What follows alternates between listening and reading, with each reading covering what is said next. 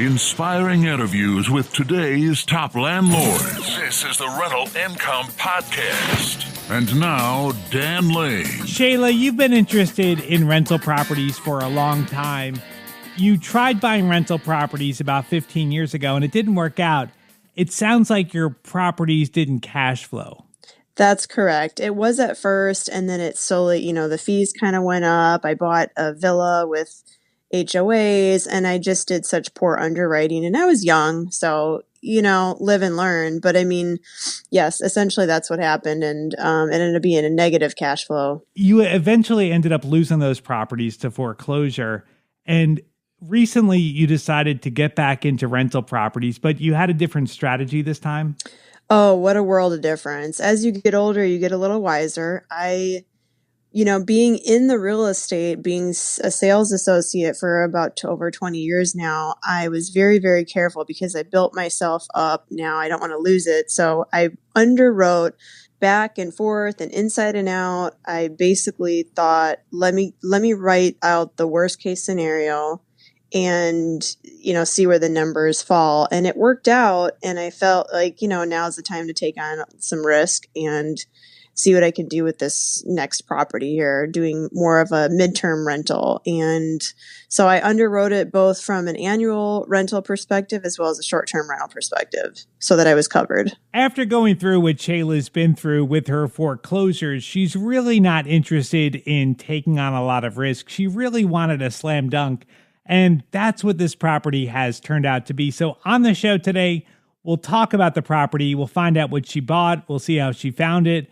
We'll see how much she spent to furnish the property and get it decorated. And we'll go over all the numbers from what her mortgage payment is, how much she put down, what her expenses are, and how much she's profiting off the property. Joining us on the show today from Sarasota, Florida is Shayla Twit. We'll take a quick break to thank our sponsors. We'll come right back and we'll talk to Shayla. It's a lot of work to find a really good rental property. And when you actually find that property, you want to make sure you're working with a lender that can get that loan closed. The lender that I recommend is Shayla Ridge from Ridge Lending Group. She's a nationwide lender and her specialty is helping investors finance rental properties. She has a ton of loan programs and she can find something customized to you for your situation. If you want to find out more or you're ready to get started today, just go to ridgelendinggroup.com. That's RIDGE lendinggroup.com. NMLS 42056. Rental Income Podcast. Let's put your history into perspective here because I think this is a big part of your story. So 15 years ago, you bought some rental properties. They didn't work out. You ended up losing them to foreclosure. That eventually led to you declaring bankruptcy. Now you want to get back into rentals again, but I feel like you're a little bit gun shy, maybe a little bit nervous about it. What was the first step that you took to give you the confidence to move forward to buy this property? Well, first I said I wanted to pay off my primary residence because I never want to lose a property again. So that was the first step. So I did that several years back and I said, let me breathe again, and so that was a good feeling. And then actually in 2022, I said, I've had a really good year. I want to offset this from my, the tax man's coming. So I said, this is the best time to do it because I did have a good year. I felt comfortable putting 25% down and the timing was really right. It was right before the rates kind of started to shoot up even more. I mean, it was that sweet spot right in, I think I locked my rate in August. I was able to, get a great rate. And find this really awesome property that just fit everything. And I mean, I underwrote that thing backwards and forwards. I almost actually backed out of the deal because the insurance was higher than I had anticipated by a little bit. But I had also offset the insurance by other factors, which we could talk about too. But it worked out. I was nervous. I was a nervous Nelly. But honestly, it's the best decision I made last year. That's for sure. What made you want to go with the midterm rental versus an Airbnb or a traditional long-term rental? Well, I feel like the daily and nightly thing was a bit too much for I didn't really want to handle all of that, not to mention the wear and tear. I see the properties that get really worn out from the weekly or 3-day or nightly type rental, and I didn't necessarily want that. Not to mention I am my own property manager. And so the midterm here is actually really popular. We're in Sarasota, and we do see a lot of people that come and they rent for a month at a time, 2-3 months at a time. So I had seen that over my career, and I felt that being that this was a single family home with the pool, people would want to stay longer and, things like that. So I looked at it from that, but I also looked at it from, again, now I'm looking at it like the worst case scenario again. So I said, well, what if I had to just rent it annually? What would the numbers look like? And so I underwrote that as well, just in case things can change. The other thing is with this particular property, it is zoned monthly. And now with my insurance, your insurance knows that you cannot rent less than 30 days. So I didn't want to take on that risk either of renting less than 30 days, not to mention the wear and tear, the in and out, maintaining. So that being said, it's cash flowing very nicely. Yeah. So tell us about the property. Sure. It's in a little neighborhood called Southgate, which in Sarasota, it's just about 8 minutes southeast of downtown Sarasota. And it's probably like a 10-minute drive to the world famous Siesta Key Beach. Lots of people know Siesta Key Beach. And so location wise, it's phenomenal. It's not, I also did not want an HOA. I did not want to be in a flood zone. And I definitely did not want to have a wood frame construction and rules and all these things. I wanted to be as flexible as I possibly could in order to predict down the road as much as I possibly could within reason. And so it's just a little ranch home. It is, it's got a 1-car garage. It's a 2-bedroom with a flexible third sort of, we call it, it's not a true third bedroom, right? We can't call it that, but we had put a barn door up in the back to make it a flex third sleeping area. And the thing that sold me about this property, not only the location, but the fully fenced private backyard with an in-ground pool. The pool really, and the backyard really sold me. So when you decided that you were going to do this again, you were going to buy a property, how did you go about looking for it? It's funny how I landed on this particular property. I have a colleague of mine, we're sort of loosely partners, and he knew I was looking. I happened to be looking at a house up in Bradenton, and it was just awful. I was like, oh my gosh, this thing needs so much work. And I called him on the way, and I was like, this is a disaster. It's like no bueno. And he was like, listen, you should check out this property over on Leafy Lane. He's like, I saw it online. I have family that lives on that street, happened to have someone he knew on the street. And I said, I looked it up and I was like, dang, that thing looks super cute. I'm going to go check it out. So I think it was like the next day or even that night, because I'm eager beaver over here. Ran over there and checked it out, and I was like, man, this thing really could work. I think they started at $550 and then she lowered it to $490 and some change, and I was able to get it down to $477 because I also had her take out my commission to make that price more appealing for me. So I said, I'll take that at $477 if I take my commission out, will you accept that? And she did. Yeah, that's an interesting way to negotiate. So to the seller, the advantage to the seller was that they're not having to pay a commission. So it's almost like they're netting more money.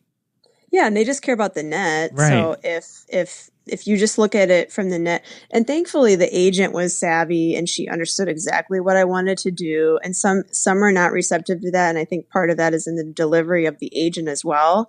So together, it just, we married a beautiful scenario that just worked out well. She was able to explain it. Later on, the agent did tell me that the seller kind of did kick herself because she felt like she could have gotten more. And frankly, I think she probably could have gotten more. But the agent really sold me because I've got a good reputation in town. And she said, no, she will close. She will close on this property. I know her, And so that was nice. That really helps to know people. I mean, first of all, I found the property from my colleague, and then I know the agent.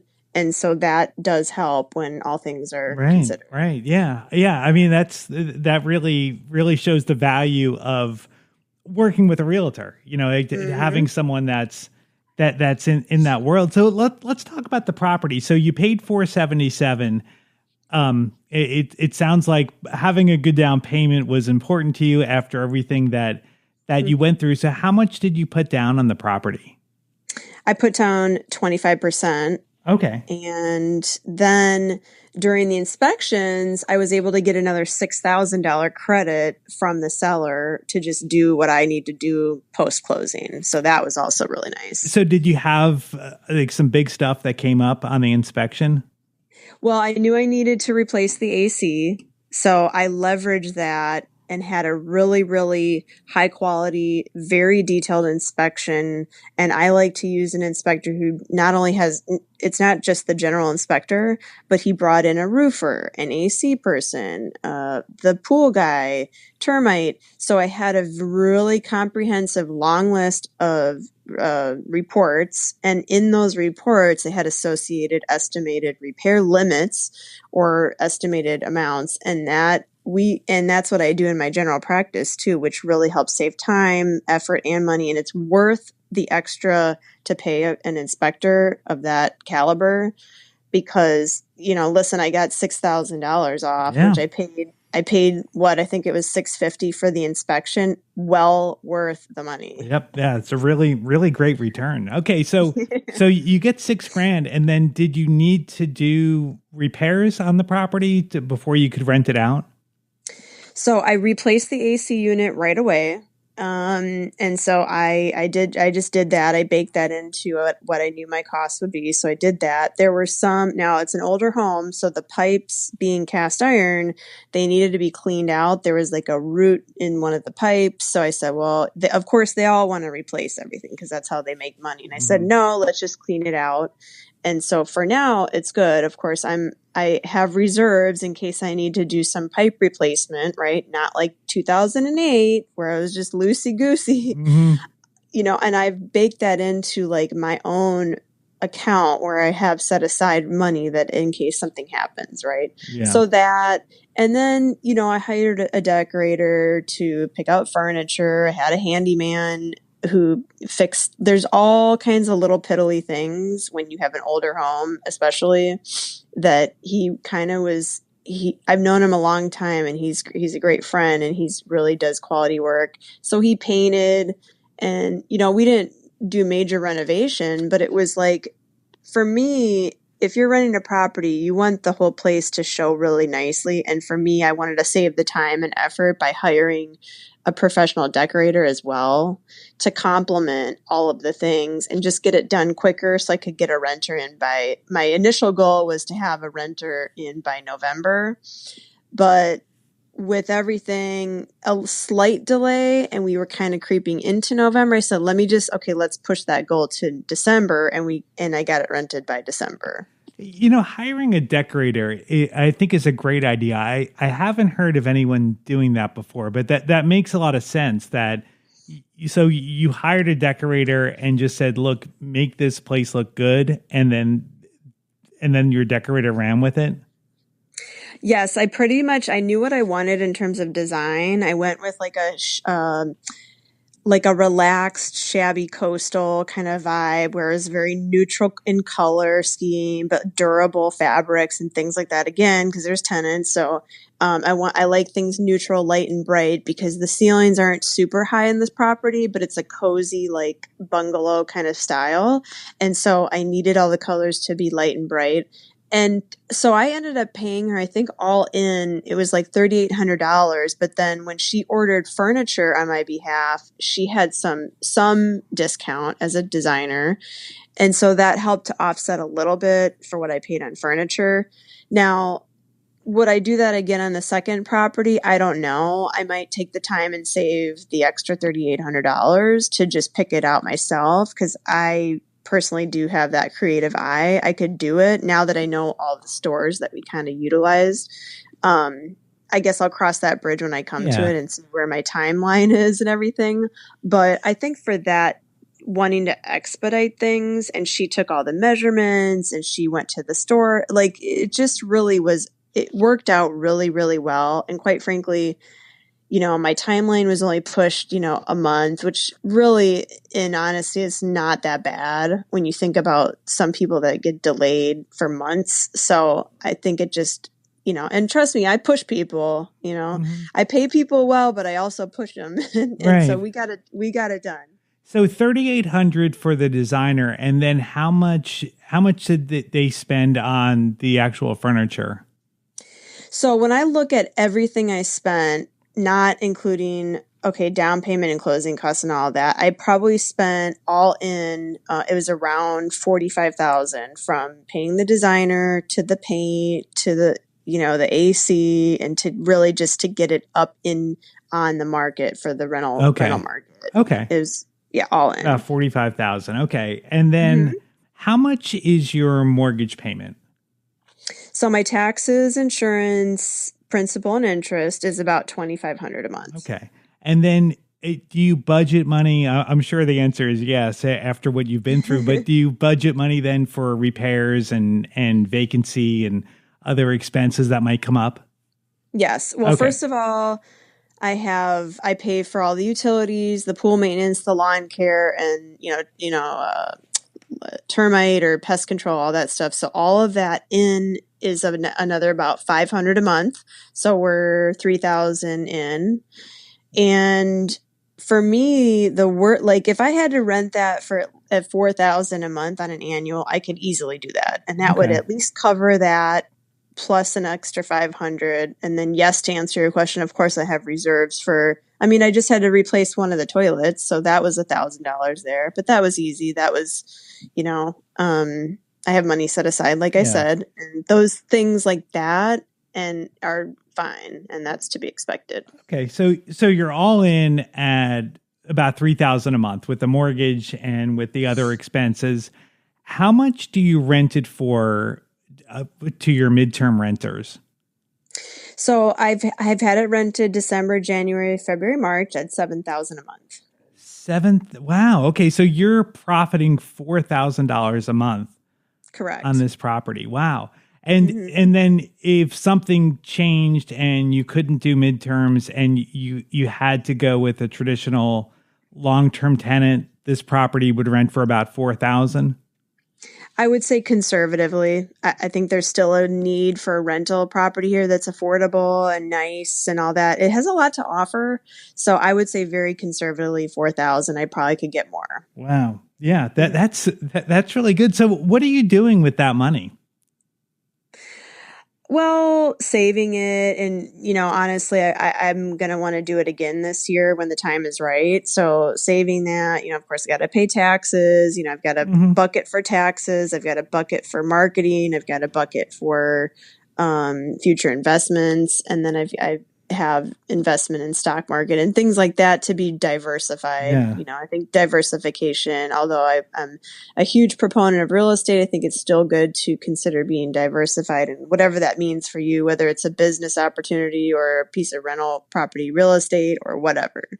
Now, with your foreclosures that you went through 15 years ago, it sounds like that really made you like maybe a little bit conservative with your investments. I mean, you mentioned that you paid off your primary residence. Do you want to pay this property off too?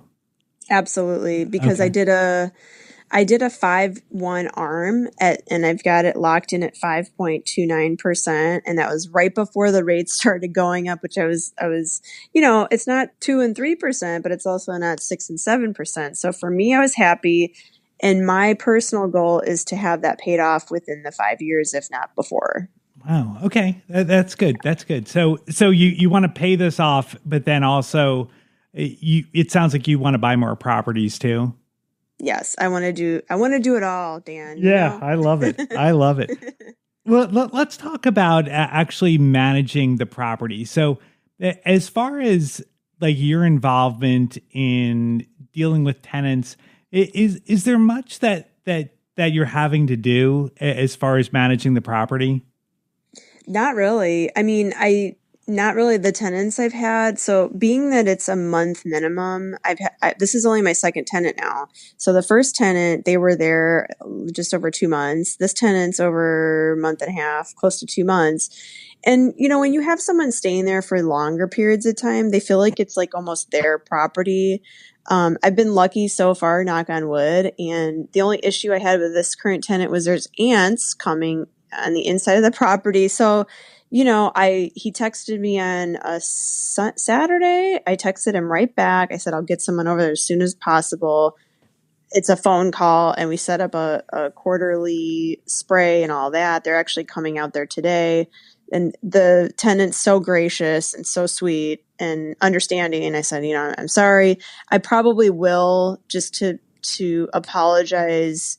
Again, maybe send him like a little gift certificate from one of the restaurants nearby, just because he's been so sweet, him and his fiance, just as a thank you for being understanding about that sort of thing. And me apologizing for having ants in there. I think that's just like kind of the small thing that's the right thing to do. And, I want him to come back next year, hopefully. So yeah. So then is the cleaning, has that been difficult to coordinate the cleaning between the guests? No, not at all. I've had a cleaning lady for a while for my home. And so she has done Airbnb or, rental properties. And so she was familiar with it. Now, that being said, yes, it's been easy. I just coordinate with her directly. And what I learned from, I don't know if it was your podcast or another podcast, but someone gave me the idea of printing the photos of the property as they are online and then laminating them so that whether I change cleaning ladies or whatever, they always refer to those laminated photos. Like, I want the pillows here. I want you to chop the pillows. Like, I want the blankets here, so that you're not reinventing the wheel every time. And then I have a checklist in that packet so they can refer to it so they don't forget anything. So it's like there's a system for everything. That's really great too. I really love that idea because, if you have a new maid a year from now, like just them having that reference of this is exactly how the house is supposed to look. I think that's really helpful. And then it just saves you time because you're not having to go over there and change things up to make it the way that you want it to look for your guest. Exactly. And I want it to be cozy, and I want it to be polished, and obviously clean. Cleanliness is huge. So I heard that's one of the biggest complaints that tenants will have is the cleanliness. I'm very, very, very particular about that. And she does it really well for me at home. And so the first couple times I went behind her and just said, like, just make sure you do it. And then once I tell her once, she's been able to do just fine. And just little things I'm very OCD though. So yeah, it's worked out really well. Shayla, I am so happy that this property is working out so great and it's so profitable. And I have no doubt that you're going to have a lot of success as you add more properties to your portfolio. As Shayla mentioned earlier in the interview, she is a full-time realtor. And if anyone is interested in investing in Sarasota, reach out to Shayla. She will take great care of you. I've got her contact information on the website. You can find it at rentalincomepodcast.com/episode 454. I'd like to thank Chaley Ridge from Ridge Lending Group for sponsoring today's episode.